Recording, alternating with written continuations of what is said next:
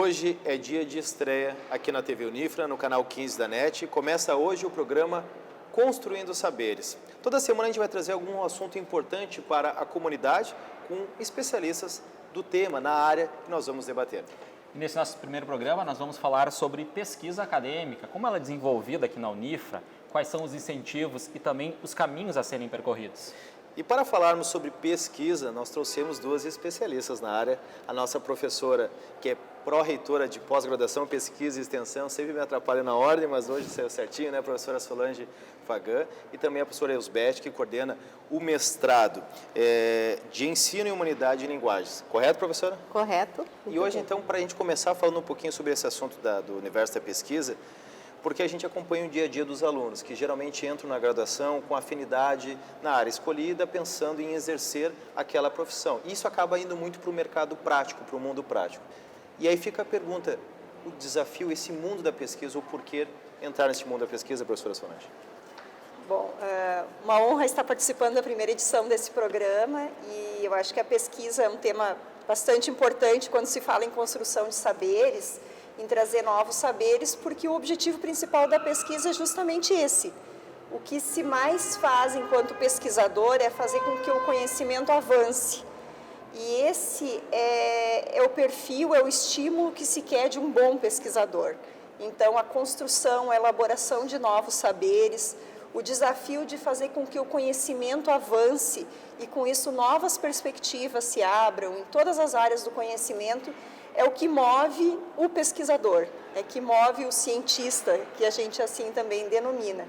E eu acho que isso, nós pesquisadores que atuamos no dia a dia também com a formação de recursos humanos, devemos primar sempre por essa inserção, não só na nossa vida profissional da pesquisa, mas a inserção de novas pessoas nesse mundo, que para alguns pode ser estranho, árduo, mas é um mundo que abre inúmeras perspectivas e abre uma questão de satisfação também pessoal muito grande. Agora, professoras, muitos estão nos assistindo em casa e se perguntando como que eu faço para iniciar no mundo da pesquisa? Qual é o primeiro passo?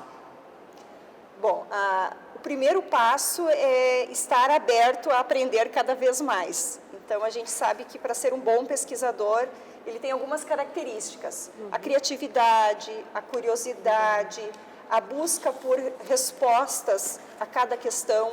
Então, você não pode ser apático ao mundo, você tem que ser um questionador do mundo, independente da área onde você estuda. Nós temos pesquisadores em todas as áreas do conhecimento e isso assim se desenvolve.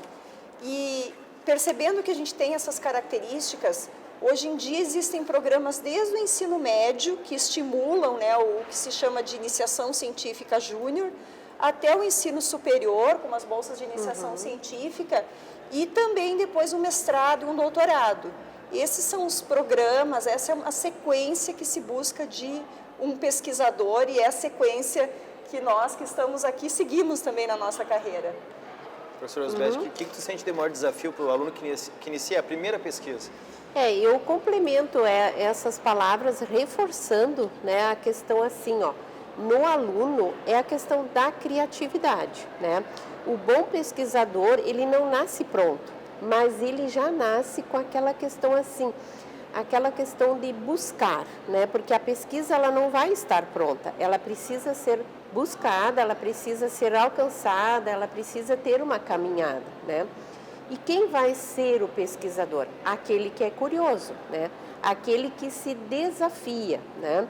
E a pesquisa, ela é isso, ela rompe as fronteiras do conhecimento. Então, aquela pessoa que não se dispõe a se jogar nesse desafio do desconhecido, né? Ela não será um bom pesquisador, né? Ela vai já assumir as coisas que estão prontas, o que é bom também, né? O conhecimento já construído, consolidado, né? Mas para avançar neste conhecimento já sólido, é necessário se desafiar primeiro como estudante, né? E aí sim buscar. E claro, sempre aliado com o que o contexto da universidade nos oferece, né? O recurso humano que é o professor, né? em sala de aula, ali já está o primeiro desafio, né? De como eu vou superar aquele conhecimento que está ali, né? E aí sim, buscar oportunidades, né? Elas existem. Aqui na própria Pró-Reitoria, né? Nós temos, né, os nossos programas internos e institucionais, né? E as agências de fomento do Estado, do país, né? Então, buscar isso. É necessário buscar. Se desacomodar, né? Aproveitando esse gancho, nos dias 5 e 7 de outubro, a Unifra vai realizar a 20ª edição do CEP, o Simpósio de Ensino, Pesquisa e Extensão. Podemos dizer que esse é um dos passos? Certamente. O CEP, eu costumo sempre dizer que é um evento que culmina em todas as atividades que são feitas, desde a sala de aula, como a professora Elsbeth falou. Isso é muito importante resgatar.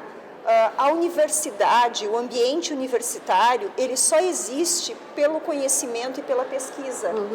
Então, a cada momento que nós estamos numa sala de aula, nós estamos desafiados a conhecer o que é o estado da arte em termos de conhecimento, mas também fazer avançar esse conhecimento.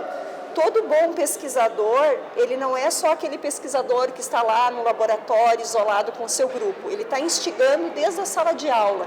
E o aluno é identificado também nesse processo, no processo ensino-aprendizagem desde a sala de aula.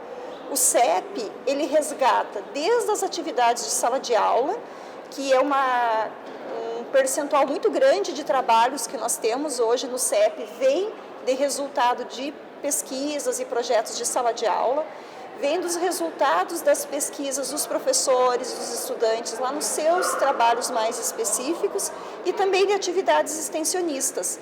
Então, respondendo sim, esse é um grande momento para quem está na pesquisa, para colaborar, compartilhar suas informações, mas também para quem quer conhecer o que é a pesquisa. É o momento onde a gente entra em contato com pesquisadores, com colegas que estão nessa atividade. Troca de conhecimentos. Exatamente. Em relação à pesquisa, e pegando esse gancho com a questão da oportunidade que o CEP proporciona de conhecer pesquisadores, futuros, quem sabe, orientadores, essa relação importante entre o pesquisador e o orientador, porque existe a dificuldade da busca por uma temática a ser pesquisada. A pesquisa geralmente começa pelo problema, né? O que será pesquisado? E encontrar o perfil do orientador, porque parece que tem que ter uma espécie de química entre orientador e orientando, né? Com certeza. Precisa, e essa magia, né, ela precisa acontecer. Tanto no objeto, eu preciso estar apaixonado por aquele problema que eu quero resolver, né? E, claro, a relação com o meu semelhante, né, aquele que vai caminhar junto comigo, aquela química é importante também, né? E também, eu acho que é importante ressaltar isso, né? Essa magia, essa combinação, né? Ela perpassa por uma certa cobrança também. Não é aquele que deixa as coisas mais fáceis, não. A pesquisa é um momento assim muito desafiador, como a gente falou antes, e muito sério, né? Porque senão eu posso comprometer todo o investimento que está sendo feito, o meu tempo, o tempo de quem está comigo, né? Então é um momento muito sério, né? E também de muito comprometimento e de muita cobrança pessoal e de quem está comigo, né? Então essa relação de aluno, professor, quando ela se estabelece na pesquisa, é uma relação bem comprometida nesse sentido também. E tem uma questão muito importante quando a gente fala em pesquisa, que os estudantes eles têm muito anseio em saber o que vai dar o final do projeto. A ideia do aluno sempre é que eu construa um projeto com um final feliz. Todo mundo quer um final feliz. Só que se fosse o final feliz ou o final esperado, não seria pesquisa. Se a gente sabe o que vai ser o fim, não é pesquisa. Então, quando a gente constrói um projeto de pesquisa, a gente constrói algo que vai ser trabalhado com uma metodologia, mas que o resultado esperado é X. Mas eu posso chegar no final e o resultado esperado ser Y ou Z, que é o mais comum. E eu sempre digo, o orientador que der, o pesquisador que der para o seu aluno ou desenvolver um projeto onde ele já sabe o que vai dar, aquilo não é pesquisa. Então é a questão do desafio. A gente vai para algo desconhecido. Então eu fico muito feliz quando os meus alunos chegam e dizem, professora, não deu tudo errado. Mas por que deu errado? Não, mas não deu o que eu esperava. Que bom. Não é uma fórmula. Não é uma fórmula, não é algo exato. A pesquisa está rumo ao desconhecido. A gente vai fazer avançar o conhecimento. Se a gente avançar para algo que a gente já sabe no que vai dar, não é novo conhecimento. Então, isso para mim é o que mais me faz os olhos brilhar na pesquisa. É o desconhecido. E isso o pesquisador tem que ter esse interesse, não tem que ter medo do errado ou do desconhecido. E mesmo que o resultado dê todo errado, ele é uma pesquisa e ele vai servir para as pessoas não repetirem o mesmo erro. E às vezes pode ser até o que o aluno cometa como primeiro erro, digamos, quando vai se aventurar no mundo da pesquisa, é tentar achar que já tem um resultado pronto, ou que ele vai provar uma tese, alguma coisa, sendo que precisa uma pesquisa muito mais aprofundada sobre aquilo que vai ser. E isso é uma questão importante também. Não existe nada terminado, né, no mundo, na natureza e tampouco na pesquisa, né? Eu termino aquela etapa de um conhecimento, é a dialética, né? E aí se tem uma tese, né, proposta ali, com rigor metodológico, mas essa tese vai ter uma antitese, né, de outros pesquisadores, e é isso que é a evolução do conhecimento. E ela só é possível por meio da pesquisa, né? E justamente para ter isso bem claro, não existe uma pesquisa terminada, ela sempre precisa ser testada novamente e ter a sua antitese para evoluir. O assunto não se esgota no primeiro momento. Não se esgota nada. Né? Então... Eu sempre comento com meus alunos, essa semana também na recepção dos alunos de doutorado em nanociências, que os trabalhos, todo o resultado da pesquisa é muito importante e a gente deve reportar, publicar, essa é a forma de nós nos apresentarmos como pesquisadores. Mas o meu trabalho mais importante de toda a minha vida de pesquisadora, que foi um dos resultados do meu mestrado, ele mostrava que o material que eu estudava, ele não iria existir na natureza. Então você pensa, não, eu estou mostrando que o material não existe naquela forma que eu estava. É o trabalho mais citado que eu tenho. Tem mais de 200 citações internacionais. O que significa isso? Que as pessoas leram e olharam, olha, isso é um dado importante que eu não preciso comprometer anos de trabalho, porque isso já foi feito por alguém. Então, essas questões são muito importantes na pesquisa. Isso não deu resultado bom, descarto. Não é assim. Então, as pessoas elas vão partir de um status e vão continuar a partir disso num conhecimento de alguém que já desenvolveu. Aproveitando, mais uma perguntinha antes de nós chamarmos o intervalo. Aproveitando o seu gancho, citou o seu trabalho. Existe diferença do conhecimento produzido entre uma pesquisa de um professor e de um aluno? Diferenças, na verdade, é o nível, né, de aprofundamento que se chega numa determinada pesquisa. A gente sabe que o aluno ele tem um certo conhecimento da sua área básica, ele está se formando ainda. Então, ele precisa ter um conhecimento muito amplo da literatura, que é isso que a professora Elsbeth falava. Para eu poder avançar o conhecimento, tenho que ter a minha base, tenho que ter a tese que eu vou fazer essa avaliação para avançar. E o aluno, ele está formando isso ainda. A gente costuma dizer que um programa de mestrado, doutorado, o que a gente consegue fazer com o aluno? O que o torna pesquisador? O torna capaz de pegar, a princípio, qualquer problema, olhar na literatura todo esse contexto e formatar a partir daí um projeto. O tempo que a gente leva para formar um pesquisador é isso. Ele tem que ser capaz de pegar um trabalho, né, um determinado tema, olhar esse ambiente e projetar uma pesquisa, algo inédito. Se ele não conseguir fazer isso, ele não se tornou um pesquisador, ele é um doutor. Então, esse também é um grande diferencial que a gente tem. Nem todo doutor vai ser um pesquisador. Exatamente. A gente quer saber como que vocês iniciaram na pesquisa. Tá. A minha história, assim, é bem simples, né? Então, eu me formei em geografia, né? E sempre fui muito observadora, que eu acho que isso é uma questão importante também do pesquisador, a observação. Acho que é a primeira fase, assim, para você se despertar para alguma coisa. E na época, e hoje ainda moro em Camobi, e eu sempre percebia, assim, caminhando ali no meu bairro, né, que tinha, assim, sensações de climas diferentes, de temperaturas, depende de onde eu estava. E aquilo sempre me deixou, assim, curiosa, né? E aí eu conversei com um professor, né? E aí ele me disse, por que você não pesquisa? Isso aí ninguém pesquisou, né? E aí sim, né? Aí começou, como a professora já disse. Aí eu tinha que buscar o que tudo já tinha sido pesquisado no mundo, né? Sobre essa questão da diferença das sensações, né? Atmosféricas de pequenos espaços, porque em Camobi ninguém tinha pesquisado isso, né? Então, isso é um caminho bem trabalhoso, você buscar tudo que já foi publicado, né, em outros países, né, em outras áreas, né, e começar a formatar o seu espaço, o seu objeto ali.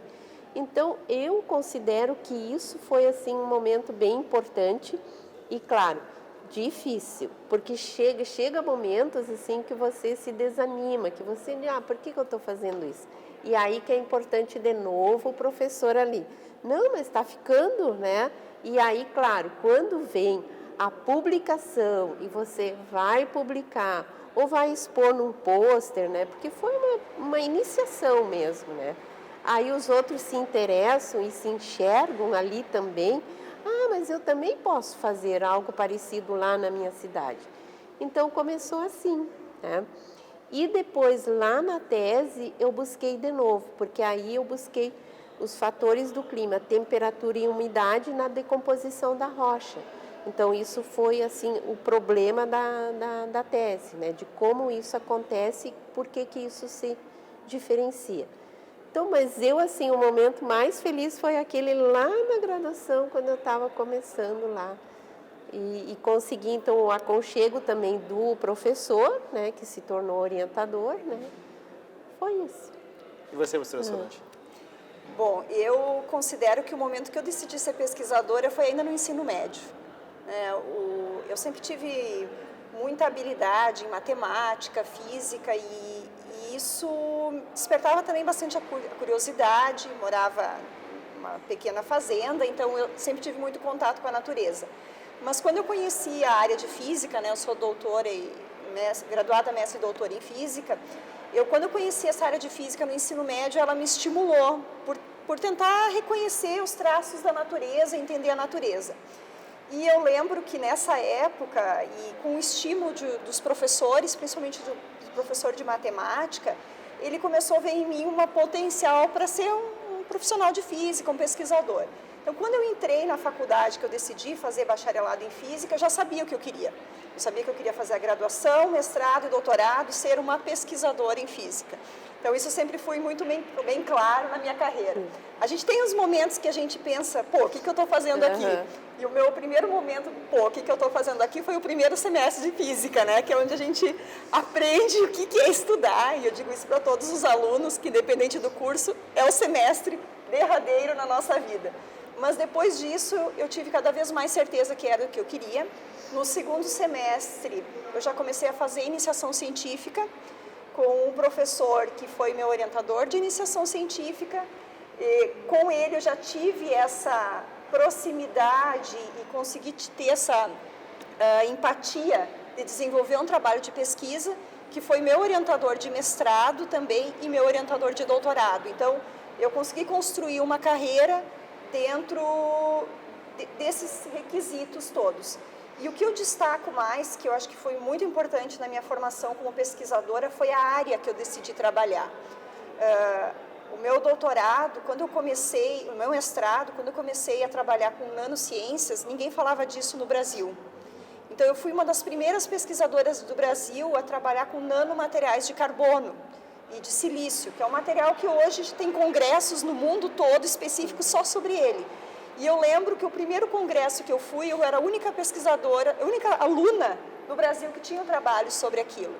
Então, isso me tornou também depois reconhecida por ser uma área que eu comecei. Com isso, fui criando grupos, fui conhecendo outras pessoas, fui tendo essa interlocução. E um outro fato marcante é que no final do meu mestrado eu fui num congresso, numa escola na Itália. E quando eu cheguei lá, eu era a única brasileira nessa escola, era em torno de 200 pessoas de vários lugares do mundo. E eu tinha acabado de publicar o meu primeiro artigo, que é aquele que eu comentei antes, né, que eu digo que o material lá nanotubos de silício não poderiam existir naquele formato. E um monte de gente, quando viu o meu nome, veio atrás de mim. Ah, eu li teu artigo, não sei o quê. Então, aquilo me inflou. Nossa, que legal, meu nome está na história. Então, uma das coisas que é muito importante colocar para a comunidade é que quando você é um pesquisador, você deixa seu nome para a história. Essa é a grande diferença. Assim como Einstein deixou, o Newton, Darwin, vários pesquisadores, como que eles deixaram seu nome na história? Através de publicações. Então, quando nós, pesquisadores, publicamos, estamos nesse mundo, então é o que eu digo para os alunos, vocês querem ficar para a história ou vocês querem viver esses X anos e desaparecer da história? Então, a pesquisa traz isso, nos coloca num patamar de história. Então, isso é muito legal. Falando em história, em pesquisa, se quiserem saber um pouquinho mais sobre os trabalhos das duas professoras, basta usar a internet, colocar o nome delas no Google, vai achar diversas publicações, projetos realizados por elas. E eis que vem a questão da internet, professores. Hoje nós temos, não deixa de ser um desafio para quem trabalha com o mundo da pesquisa e principalmente para quem está iniciando, que é a questão da facilidade para encontrar trabalhos, o que é ótimo, mas ao mesmo tempo pode se tornar uma ferramenta muito fácil de ser utilizada para o lado ruim, que é a questão do plágio, que é um desafio hoje em dia, inclusive na correção de um artigo ou de um trabalho final de graduação ou de uma tese, que é partes do trabalho de pertencerem a outros autores e não serem referenciados durante o trabalho realizado. A internet é uma maravilha, é um facilitador, né? Como eu estava falando antes, lá atrás, né, quando eu comecei a pesquisar, fazer a pesquisa ali de Camobi, não tinha internet, essa facilidade, né? Então, se eu vou comparar com hoje, né, eu posso acessar o mundo inteiro, né? Então, essa facilidade, ela é, assim, primorosa para a pesquisa, né? Mas aí vem o outro lado que é bem difícil de lidar, com a cópia, né, com o plágio, e eu diria uma palavra bem forte, com o roubo, se você se apropria do que o outro escreveu e não cita o outro. Porque eu posso perfeitamente usar o que o outro já pesquisou, eu devo usar isso, né, desde que eu cite a referência. É fácil, só que não é isso que acontece, né? Muitas vezes se rouba, né, o que o outro tem e eu me aproprio disso, né? E esse é um problema de ética. Ética na pesquisa, está faltando. E existem critérios, assim, objetivos para identificar o plágio na pesquisa? Existem alguns programas específicos, várias instituições já assinam bancos de dados, mas a gente sabe que existem também professores até que foram punidos, tem vários casos no Brasil já de artigos que foram copiados, mas a gente sempre tem uma discussão muito grande, né, sobre o que realmente é plágio num trabalho, porque a gente não pode considerar que a citação de um outro trabalho é plágio. Então, a gente tem que ver realmente o que se avança do conhecimento em cima de uma base. E sobre essa questão da dificuldade ou facilidade com a internet, realmente, a gente tem essas duas questões. A facilidade é que a gente tem um mundo nas mãos hoje. Qualquer assunto que você queira pesquisar está na internet. Está na internet em diferentes fontes. Tem fontes seguras e dentro dessas fontes seguras tem muita coisa ruim também. Eu estava lendo ontem uma discussão, um trabalho sobre publicações em revistas renomadas. Então, tem revistas renomadas, Science, Nature, que tem publicações que nunca mais conseguiram ser reproduzidas. Por quê? Porque você acaba tendo revisores, mas é algo muito restrito, e com isso você não consegue realmente refazer o experimento. Isso é impossível para um revisor. Então, a gente sabe que dentro das fontes, mesmo fontes que a gente chama de confiáveis, temos muitos problemas. E isso é o que a gente tenta fazer quando a gente forma um aluno de pós-graduação. Por exemplo, no doutorado, aqui em nanociências, ou no ensino de ciências e matemática, a principal função de um aluno de doutorado é ler artigos. E lendo aquele artigo, ele tem que identificar se aquilo realmente pode acontecer ou não. Então, eu canso de brincar com os alunos que nos nossos colóquios, nas nossas atividades, a gente pega os artigos e começa a malhar o artigo, porque ele podia ter feito isso, podia ter feito aquilo e tal. Mas a gente tem que saber realmente o contexto do pesquisador. Agora, por outro lado, existem muitos problemas na publicação que decorrem dessa enormidade de informação. Então, quando você é um referi, eu sou referi de inúmeras revistas internacionais, se eu recebo um artigo para revisar, eu preciso olhar toda a literatura existente. E isso hoje é um trabalho quase que do zero para o pesquisador. Então, poucas pessoas também querem atuar como revisores pela sua responsabilidade de avaliar um trabalho. E existem revistas ou existem informações que não passam por esse crivo. Então, há todo esse contexto, e aí entra um orientador, né? Aí entra a diferença que você me perguntou antes entre o trabalho de um aluno e de um professor. Se o orientador é um doutor pesquisador, ele vai buscar diferenciar isso. Não é fácil? Não é, mas é o nosso papel. E eu sempre digo para os meus alunos, ao menos do meu grupo, a gente tem que tirar um dia na semana, no mínimo um período, eu aprendi isso com o meu orientador. Sexta-feira à tarde é dia de sentar na cadeirinha, na frente do computador e ver o que aconteceu no mundo, no teu trabalho. Porque a gente cansa de ter surpresas ruins, de chegar ao trabalho do teu aluno quase finalizado e alguém publicou exatamente o que tu está fazendo. Aí, nesse caso, a internet ajuda. Muito. Ajuda muito. Mas, antigamente, na época do meu mestrado, meu doutorado, a gente não tinha tanto acesso a isso. Mas também não tinha o problema de que alguém viu o trabalho do teu aluno ainda como um pôster ou como um resumo, gostou daquilo, foi lá, tirou uma fotinha ou pegou na internet. Ah, isso é legal, vou fazer. Faz e publica antes que você. Que também acabou de acontecer com o caso de um aluno meu. Ele levou para um evento internacional, as pessoas viram, ele viu que alguém ficou tirando foto, e a gente viu o trabalho publicado, muito parecido com o que a gente estava fazendo. Então, é o risco. A gente está nesse risco. A gente tem uma comunidade de pesquisadores enormes, como, por exemplo, os chineses. Então, hoje, o maior número de citações dos meus trabalhos são chineses. Então, são questões que a gente tem que levar em conta na pesquisa. A boa notícia é que a conversa foi tão boa que vai render outros programas.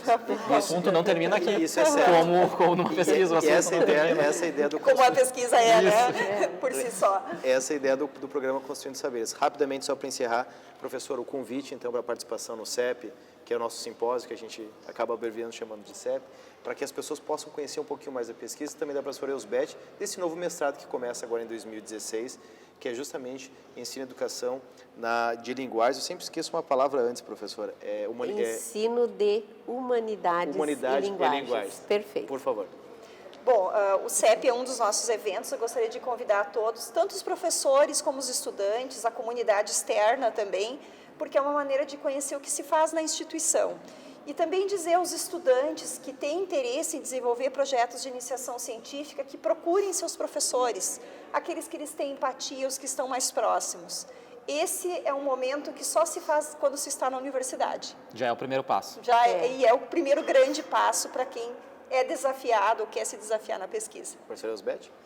Então, fazer então o registro também, que ontem então ocorreu a primeira aula, digamos assim, foi inaugurado, né, com muita alegria, com muita satisfação, né, o nosso mestrado em Ensino de Humanidades e Linguagens, né.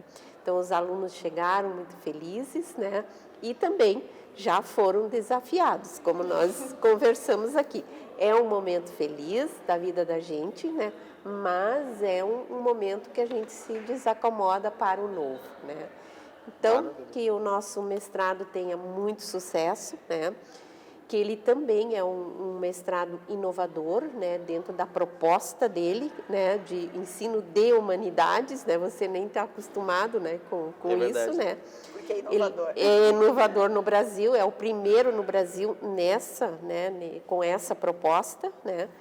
E uma grande oportunidade também para a nossa cidade, né? Aqui mais uma coisa que o Centro Universitário Franciscano está colocando para Santa Maria. Com certeza que eu não vou esquecer mais agora, professora, tá certo? Professoras, muitíssimo obrigado. Obrigada. Rogério Kerber, nosso novo integrante aqui da Teunifra, também muitíssimo obrigado. O programa Construindo Saberes volta na próxima semana. Até lá.